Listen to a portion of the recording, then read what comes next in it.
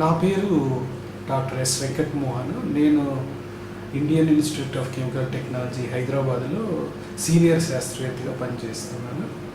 నేను నా విద్య నేను బీటెక్ సివిల్ ఇంజనీరింగ్లో పట్టభద్రునయ్యాక ఎంటెక్ పిహెచ్డి ఎన్విరాన్మెంటల్ ఇంజనీరింగ్లో చేశాను. పిహెచ్డి వచ్చాక ఐఐసిటీలో 1998లో జాయిన్ అయ్యాను. ఐఐసిటీలో జాయిన్ అయ్యాక నా మేజర్ రీసెర్చ్ ఏరియా నేను వేస్ట్ వాటర్ ట్రీట్మెంట్, వ్యర్థ పదార్థాల పరిశుద్ధన పైన రీసెర్చ్ చేస్తున్నాను. ఇక్కడ మేము ఇండస్ట్రీస్కి, అదర్ ఆర్గనైజేషన్స్కి ట్రీట్మెంట్ పైన సలహాలు, టెక్నాలజీలు, ప్రాసెస్లు డెవలప్ చేస్తుంటాం. దీంతో వచ్చిన మా ఎక్స్పీరియన్స్తో ఈనాటి మీద అందరికీ తెలుసు, శక్తి అనేది చాలా ఇంపార్టెంట్ ఇష్యూ అయింది. ఎనర్జీ అండ్ ఎనర్జీ ఇన్ ఫ్యూచర్లో it's very important because energy ఇచ్చే అన్ని సోర్సెస్ మనకు ఫ్యూచర్లో ఉండవు. Fossil fuel sources, non conventional sources. So మనము ఆల్టర్నేటివ్ ఎనర్జీకి పోవాలని చూస్తారు. ఆల్టర్నేటివ్ ఎనర్జీ అన్నప్పుడు మనకు చాలా సోర్సెస్ ఉన్నాయి. దాంట్లో విద్యుత్తు సౌర శక్తి నుంచి ప్రొడ్యూస్ చేసుకునే టెక్నాలజీ ఉంది. అదే మాదిరిగా విండ్ నుంచి విద్యుత్తు ప్రొడ్యూస్ చేసుకునే టెక్నాలజీస్ వచ్చాయి. అలానే ఈనాటి మీద బయో ఇంధనం అనే దానిపైన ప్రపంచమంతా శాస్త్రవేత్తలు దానిపైన పనిచేస్తున్నారు. ఈ బయో ఇంధనం అనేది ఇప్పుడు అందరూ ఫ్యూచర్ ఎనర్జీగా కన్సిడర్ చేస్తున్నారు. సో బయో ఎనర్జీ పైన రీసెర్చ్ మేము ఐఐసిటీలో చేస్తున్నాము. మా కాన్సెప్ట్ వచ్చినప్పటికీ మేము వేస్ట్ వాస్ట్ని తీసుకొని బయో ఇంధనము ప్రొడక్షన్ పైన పనిచేస్తున్నాం. వేరియస్ ప్రాసెస్ని డెవలప్ చేసాము. ఎలా డిఫరెంట్ ఫార్మ్స్ ఆఫ్ ఎనర్జీని ప్రొడ్యూస్ చేయొచ్చు అనేసి. ఇక్కడికి వచ్చినప్పుడు నేను ఫస్ట్ మా పరిశోధన గురించి చెప్పే ముందర నేను ఏం చెప్పాలనుకుంటున్నానంటే, మనం ఎక్కడ చూసినా లైక్ ఇప్పుడు మీరు పిల్లలు మీ స్కూల్లో, ఈ పల్లెటూరులో స్కూల్లో చూసినప్పుడు స్కూల్ చుట్టుపక్కల కానీ ఈ విలేజ్లో వ్యవసాయంలో వచ్చే వేస్ట్ కానీ అవన్నీ ఉంటాయి. వాటిని కూడా మనం ఎనర్జీ సోర్స్గా తీసుకొని దానిపైన మనం ఒక ప్రాసెస్ డెవలప్ చేసామంటే ఒక ఎనర్జీగా ప్రొడ్యూస్ చేయొచ్చు.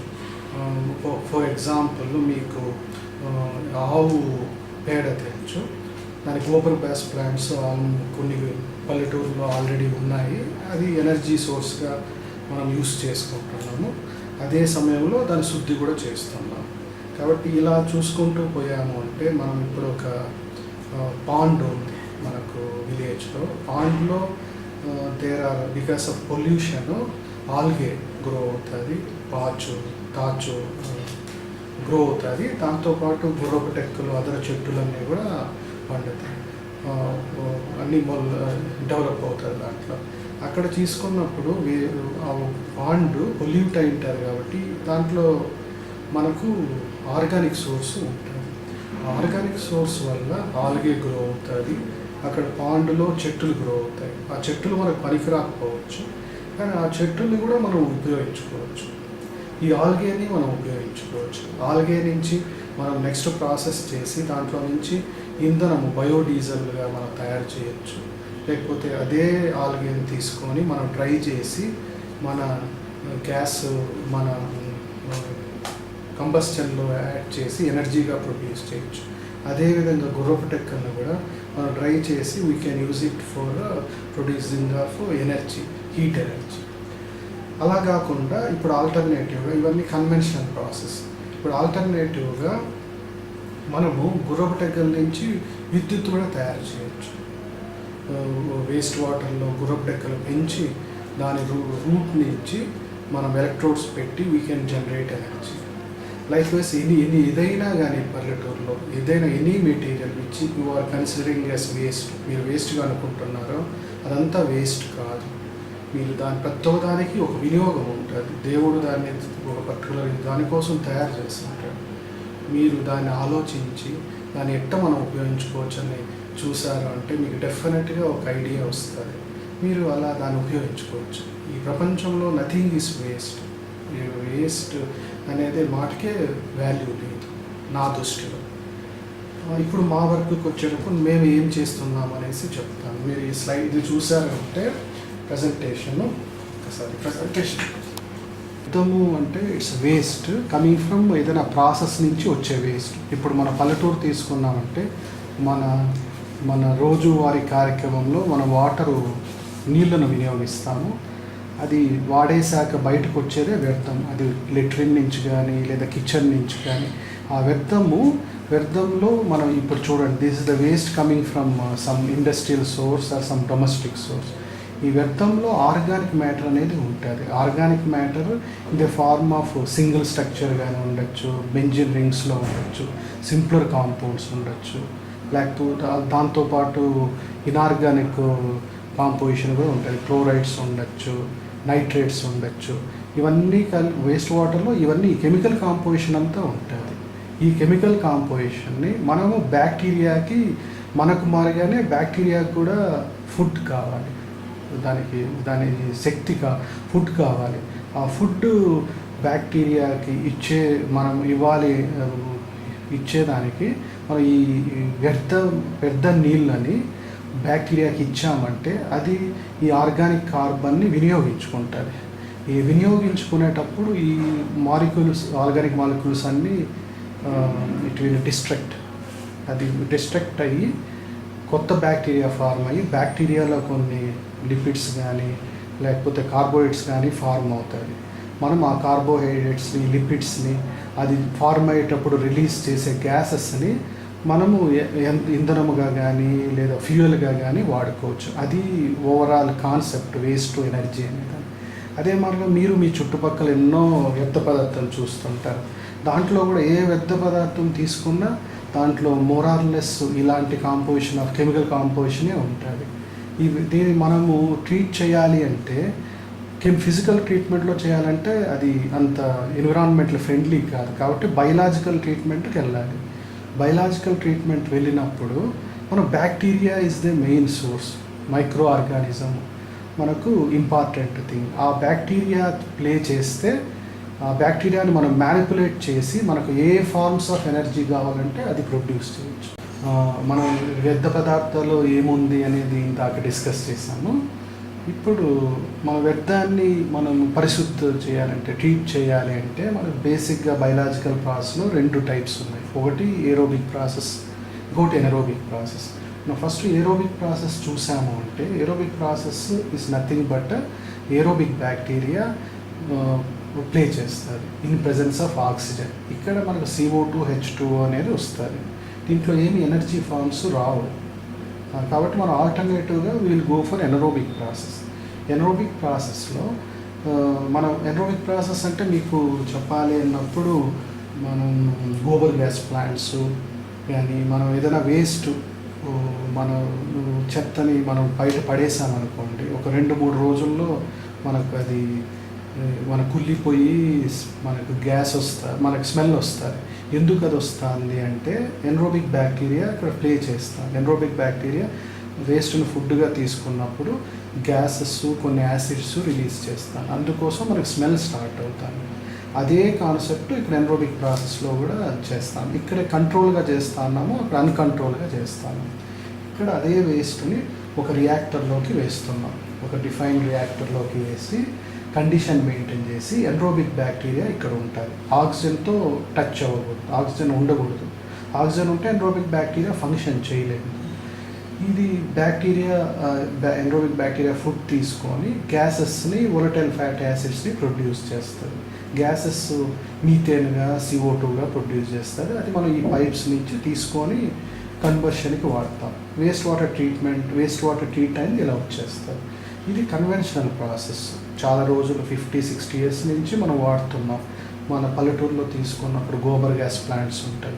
గోబర్ గ్యాస్ ప్లాంట్స్ కూడా ఇదే ప్రాసెస్. ఇక్కడ మీథేన్ గ్యాస్గా తీసుకుంటాం. కానీ ఇక్కడ మన ల్యాబ్ IICTలో మేమేం చేస్తున్నామంటే we are trying to produce different forms of clean energy. Methane మనం తీసుకున్నప్పుడు మీథేన్ కంబస్ట్ అయ్యాక CO2 రిలీజ్ చేస్తారు. CO2 is a green house gas. Again it will have a negative impact on environment. So మనం clean form of energy అంటే hydrogen ఎందుకు produce చేయకూడదు ఇదే ప్రాసెస్లో అని మేము రీసెర్చ్ స్టార్ట్ చేసాం. దీంట్లో వేస్ట్ వాటర్ని సేమ్ లైక్ ఇదే మరి ఎన్రోబిక్ కండిషన్లో ఇస్తాము, కానీ బ్యాక్టీరియాని మనం రెగ్యులేట్ చేస్తాం. బ్యాక్టీరియాని మీథేన్ వరకు అది రియాక్షన్ పోకుండా we will try to restrict at acidogenic phase. ఆ ఫేస్లో రిస్ట్రిక్ట్ చేసినప్పుడు అక్కడ మనకు hydrogen plus volatile fatty acids వస్తుంది. కాబట్టి మనం వీ కెన్ ఎక్స్ట్రాక్ట్ హైడ్రోజన్. ఇది మన ల్యాబ్లో 2003 నుంచి మేము దీనిపైన వర్క్ చేస్తున్నాము. ఇప్పుడు పైలట్ ప్లాంట్ లెవెల్ వరకు వచ్చాం. ఇక్కడ ఏంటంటే energy plus treated waste water వస్తుంది. ఈ హైడ్రోజన్ మనం కంబస్ట్ అయినా కానీ ఓన్లీ వాటరే రిలీజ్ చేస్తారు. It will not release secondary pollutants. So it's a clean gas. And అందరూ దీన్ని ఫ్యూచర్ ఇంధనముగా అందరూ దీన్ని కన్సిడర్ చేస్తున్నారు. Throughout the world hydrogen is a future energy source అని చేస్తున్నారు. అదేవిధంగా మేము ఇంకొక రీసెర్చ్ స్టార్ట్ చేసాం, మైక్రోబియల్ ఫ్యూయల్ సెల్స్ అని. మామూలుగా కెమికల్ ఫ్యూయల్ సెల్స్ మీరు విని ఉంటారు. కెమికల్ ఫ్యూయల్ సెల్లో కెమికల్ కెటలిస్టు, యానోడు, క్యాథోడు పెట్టుకున్నాక దాంట్లో నుంచి ఎనర్జీ వస్తుంది, ఎలక్ట్రిక్ ఎనర్జీగా కన్వర్ట్ అవుతుంది. ఇక్కడ మేము ఏం చేసామంటే కెమికల్ కెటలిస్ట్ బదులు బ్యాక్టీరియా కెటలిస్ట్ ఇచ్చాము. కెమికల్స్ బదులు వేస్ట్ వాటర్ని సోర్స్గా ఇచ్చాము. యానోడు పెట్టాము. యానోడ్ బ్యాక్టీరియా దాని మెటబాలిజం అప్పుడు ప్రోటాను ఎలక్ట్రాను రిలీజ్ చేస్తారు. ఇది ఎన్ని రియాక్షన్లో ప్రోటాన్ ఎలక్ట్రాన్ అనేది పార్ట్ ఆఫ్ ది రియాక్షన్. ఆ ఎలక్ట్రాన్ని యానోడ్ పైకి, ప్రోటాన్ని క్యాథోడ్ పైకి డైవర్ట్ చేస్తే క్యాథోడ్ దగ్గర ఎలక్ట్రాన్ వచ్చి అది ఆక్సిడైజ్ అవుతుంది ఇన్ ప్రెజెన్స్ ఆఫ్ ఆక్సిజన్. దానివల్ల సెల్ EMF ఫార్మ్ అయ్యి ఎలక్ట్రిసిటీ వస్తుంది. అది బేసిక్ కాన్సెప్ట్ ఆఫ్ ఈ మైక్రోబియల్ సెల్. ఇక్కడ మేమేం చేస్తున్నామంటే వేస్ట్ వాటర్ని వాడుతున్నాం. అంటే వేస్ట్ వాటర్ ట్రీట్ అవుతా అది ఇంధనం బయో ఎలక్ట్రిసిటీగా ప్రొడ్యూస్ అవుతుంది. ఆ ట్రీట్మెంట్ జరుగుతుంది, మనకు ఎలక్ట్రిసిటీ వస్తుంది. ఇది వర్క్ చేస్తున్నాం. దీంతోపాటు మేము బయోప్లాస్టిక్ ప్రొడక్షన్ వేస్ట్ని యూస్ చేసి మైక్రోఏరోఫిలిక్ కండిషన్ దగ్గర స్ట్రెస్ కండిషన్ క్రియేట్ చేస్తే బ్యాక్టీరియా వేస్ట్ నుంచి తీసుకున్న కార్బోహైడ్రేట్స్ని పాలీసాకరైడ్స్గా జనరేట్ చేస్తారు. పాలీహైడ్రాక్సీ అరోమాటిక్ కాంపౌండ్స్గా ప్రొడ్యూస్ చేస్తారు. అదే బయోప్లాస్టిక్స్. అది ప్రొడక్షన్ స్టార్ట్ చేస్తాం. వేస్ట్ని ట్రీట్ చేస్తా మళ్ళీ మన value addition in the form of bioplastic. ఈ బయోప్లాస్టిక్ అడ్వాంటేజ్ ఏమంటే ఇది మన మామూలుగా నార్మల్గా వాడే కెమికల్ ప్లాస్టిక్ అది డిగ్రేడ్ అయ్యేదని కొన్ని 100 years అవుతుంది. కానీ ఇది బ్యాక్టీరియా నుంచి వచ్చిండే సోర్స్ కాబట్టి మనం ఇది పరేసినా కానీ వితిన్ ఒక 10-15 daysలో it will not be on the earth in its form. So మన పొల్యూషన్ను ఒక విధంగా రిడ్యూస్ చేయొచ్చు. పొల్యూషన్ నుంచే మళ్ళీ ఈ ప్లాస్టిక్ మనం ప్రొడ్యూస్ చేయొచ్చు. అదేవిధంగా ఇప్పుడు మన పాండ్స్ అవన్నీ మీరు చూస్తూ అంటారు. అక్కడ నేను ఇందాక ముందు చెప్పాను ఆల్గే గ్రో అవుతుందని. మేము ఫస్ట్ ఏం చేసాము అంటే హైదరాబాద్ నగరంలో డిఫరెంట్ వాటర్ బాడీస్ నుంచి ఆల్గే శాంపుల్స్ తీసుకొని వచ్చి ల్యాబ్లో గ్రో చేసి అది ఇంధనం ఎంతవరకు ప్రొడ్యూస్ చేస్తుంది అని చూసాం. ఒక 8 పాండ్లు మూసీ రివర్ నుంచి తెచ్చాము. దాంట్లో చూసినప్పుడు అన్ని చోట నుంచి తెచ్చిన ఆల్గే బయోడీజిల్ ప్రొడ్యూస్ అయింది. అంటే వేస్ట్ వాటర్ని అది తీసుకొని లోపల లిపిడ్గా సెన్సిటైజ్ చేసి స్ట్రెస్ కండిషన్లో బయోడీజిల్ ప్రొడ్యూస్ అయింది. కానీ ఈచ్ పాండ్ నుంచి వచ్చిండే కాంపోజిషన్ కానీ పర్సెంటేజ్ ఆఫ్ బయోడీజిల్ కానీ డిఫరెంట్గా వచ్చింది. మామూలు డొమెస్టిక్ పర్పస్ పాండ్స్లో ఉండే మైక్రో ఆల్గే ఎక్కువ ఇంధనాన్ని ప్రొడ్యూస్ చేసింది. కాబట్టి అది మాకు లీడ్ ఇచ్చింది. మనం వేస్ట్ వాటర్తో ఎందుకు బయోడీజిల్ని ఇంటిగ్రేట్ చేయవద్దని అప్పటి నుంచి వర్క్ స్టార్ట్ చేసాం. వేస్ట్ వాటర్ని వస్తా మిక్సోట్రాఫిక్ కల్టివేషన్ మోడ్లో ఆల్గేని గ్రో చేసి 2 phase ఆపరేషన్. ఫస్ట్ ఫేజ్ ఆపరేషన్లో ఆల్గేకి బాగా ఫుడ్ ఇస్తాం. ఫుడ్ అంటే in the form of waste, అప్పుడు వేస్ట్ ట్రీట్ అవుతుంది. సెకండ్ ఫేజ్లో ఆల్గేని ఫుడ్ ఏమి ఇవ్వకుండా other source of water waste domestic సోర్స్లో గ్రో చేసామంటే ఫుడ్ లేని దానివల్ల స్ట్రెస్ క్రియేట్ అయ్యి ఆ కార్బోహైడ్రేట్స్ లిపిడ్స్గా కన్వర్ట్ అవుతాయి. ఆ లిపిడ్ని మనము ఆల్గే నుంచి ఎక్స్ట్రాక్ట్ చేసి బయోడీజిల్గా వాడచ్చు. ఇది చేస్తున్నాం. కాబట్టి నేను ఇది మన ల్యాబ్లో మీరంతా మా స్టూడెంట్స్ ఎక్స్ప్లెయిన్ చేస్తారు, ఎక్స్పెరిమెంట్ సెటప్ చూపించి మీరు దాని నుంచి మీరు అర్థం చేసుకోవచ్చు. అవి ఎన్ని విధాలుగా మనము వ్యర్థాన్ని వాడుకోవచ్చు అని మీకు ఒక అవగాహన వస్తుంది. ఇది నేను మళ్ళీ ఇంకొక మీకు చెప్పాల్సింది ఏమనుకున్నానంటే, మేము విత్ అవర్ ఇన్పుట్స్ మేము ఇవి చేస్తున్నాం. ఇంకా త్రూఅవుట్ ది వరల్డ్ అని మీ పల్లెటూరులో కానీ టౌన్లో చూస్తే ఎన్నో టైప్ ఆఫ్ వ్యర్థాలు ఉంటాయి, ఎన్నో types of process, biological process కానీ న్యాచురల్ ప్రాసెస్ కానీ మీరు చూడొచ్చు. అవి మీరు మిమిక్ చేసి వేస్ట్తో కానీ ఇంకోటి కానీ మీరు కలిపి ఒక ఇన్నోవేటివ్ ప్రాసెస్ డెవలప్ చేసే స్కోప్ మీకు ఉంది. మీకు మంచి ఆలోచనలు ఉంటాయి. అది కానీ చేశారు అంటే మంచి టెక్నాలజీస్ వస్తాయి ఫ్యూచర్లో. మీరు ఏం చేయాలంటే మీరు అబ్జర్వ్ చేయండి. ఇది వేస్ట్ అనేది వేస్ట్ కాదు అని మనసులో పెట్టుకొని దీన్ని మనం ఎలా వాడచ్చు, ఎంతో ఇన్నోవేటివ్గా వాడచ్చు అని చూసి మీరు టెక్నాలజీస్ డెవలప్ చేయొచ్చు. మీ ఐడియాస్ చాలా ఫ్రెష్గా ఉంటాయి, చాలా ఇన్నోవేటివ్గా ఉంటాయి. మీరు ఒకసారి లీడ్ ఇచ్చారంటే it will go for a long, అది కొద్ది దూరం వచ్చాక సైంటిస్టులు దాన్ని తీసుకొని రియాలిటీకి తీసుకొని వెళ్ళే ఛాన్స్ ఉంటుంది. లేకపోతే మీరు కూడా ఫ్యూచర్లో you can develop this process, scientist అవ్వచ్చు, మీరు దాన్ని డెవలప్ చేసి మన దేశానికి ఇవ్వచ్చు. దానివల్ల ఎన్విరాన్మెంట్కి పొల్యూషన్ తగ్గుతుంది, ఎనర్జీ ప్రాబ్లమ్స్ అవుతుంది. అది నా ఇది. మళ్ళీ ఇంకోటి నేనేం చెప్తున్నానంటే, మా ల్యాబ్లో మీరు స్టూడెంట్స్ చూసారంటే any science is not a unique. Like మనం ఒక టెక్నాలజీ డెవలప్ చేయాలన్నా, ఇది చేయాలన్నా ఒక సైన్స్, ఒక ఎక్స్పర్టైజ్ సరిపోదు. ఇప్పుడు హైడ్రోజన్ తీసుకున్నామంటే నేను ఎన్విరాన్మెంటల్ ఇంజనీర్, అదే దీంట్లో వర్క్ చేసింటే మా స్టూడెంట్స్లో బయోకెమిస్ట్రీ వాళ్ళు చేశారు, బయోటెక్నాలజీ వాళ్ళు చేశారు, కెమికల్ ఇంజనీరింగ్ వాళ్ళు చేశారు, మైక్రోబయాలజీ వాళ్ళు చేశారు. బట్ అందరూ ఇన్పుట్స్ ఉంటేనే ఒక టెక్నాలజీని we can take it up to certain stage.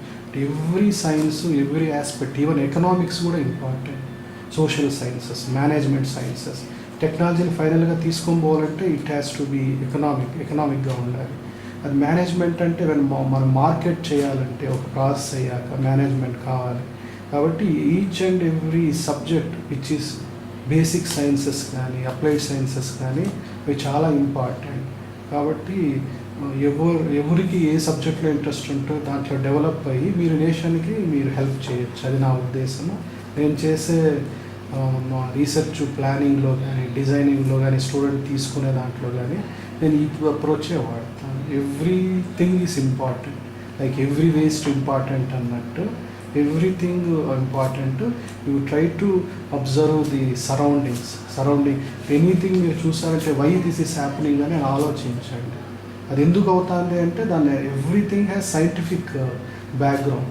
ఇప్పుడు అక్కడ పేపర్ కదులుతుంది అంటే కూడా ఎందుకు కదులుతుంది అని ఆలోచించితే మనకు థింకింగ్ స్టార్ట్ అవుతుంది. అట్లా మీరు everything research is nothing but మనకు క్యూరియాసిటీ.